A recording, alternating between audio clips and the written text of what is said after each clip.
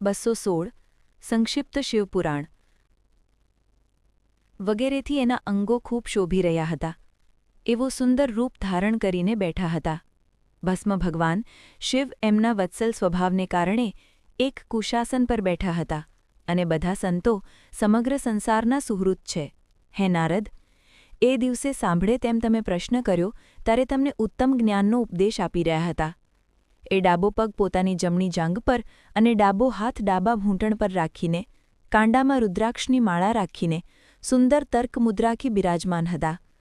આ રૂપમાં ભગવાન શિવનું દર્શન કરીને એ સમયે વિષ્ણુ વગેરે બધા દેવતાઓએ બંને હાથ જોડીને, માથું નમાવીને તરત જ એમના ચરણોમાં પ્રણામ કર્યા. મારી સાથે ભગવાન રુદ્ર ઊભા થઈ ગયા અને એમણે વિષ્ણુને આવેલા જોઈને સત્પુરુષોના આશ્રયદાતા મસ્તક નમાવીને એમને પ્રણામ કર્યા. પછી પ્રણામ કરી લીધા પછી ત્યારે એમણે મને વિષ્ણુ વગેરે સર્વ દેવતાઓએ જ્યારે શિવને નમસ્કાર કર્યા. બરાબર એવી જ રીતે જેવી રીતે જેમ લોકોને ઉત્તમ ગતિ પ્રદાન કરનારા ભગવાન વિષ્ણુ પ્રજાપતિ કશ્યપને પ્રણામ કરે છે, ત્યાર પછી દેવતાઓ, સિદ્ધો, ગણાધીશો અને મહર્ષિઓ દ્વારા નમસ્કૃત થયા અને સ્વયં પણ શ્રી વિષ્ણુ અને મને નમસ્કાર કરનારા ભગવાન શિવ સાથે શ્રીહરિએ આદરપૂર્વક વાર્તાલાપનો પ્રારંભ કર્યો. અધ્યાય 40 દેવતાઓ દ્વારા ભગવાન શિવની સ્તુતિ, ભગવાન શિવનું દેવતા વગેરેના અંગોનું ઠીક થવું અને દક્ષના જીવિત હોવાનું વરદાન આપવું, શ્રીહરિ વગેરેની સાથે યજ્ઞમંડપમાં પધારીને શિવજી દ્વારા દક્ષનું જીવિત થવું તથા દક્ષ અને વિષ્ણુ વગેરે દ્વારા એમની સ્તુતિ. દેવતાઓએ ભગવાન શિવજીની અત્યંત વિનયની સાથે સ્તુતિ કરતા કરતા અંતમાં કહ્યું, આપ પર અથવા ઉત્કૃષ્ટ, પરમેશ્વર, પરાત્પર તથા પરાત્પરતર છો. આપ સર્વવ્યાપી વિશ્વમૂર્તિ મહેશ્વરને નમસ્કાર હો.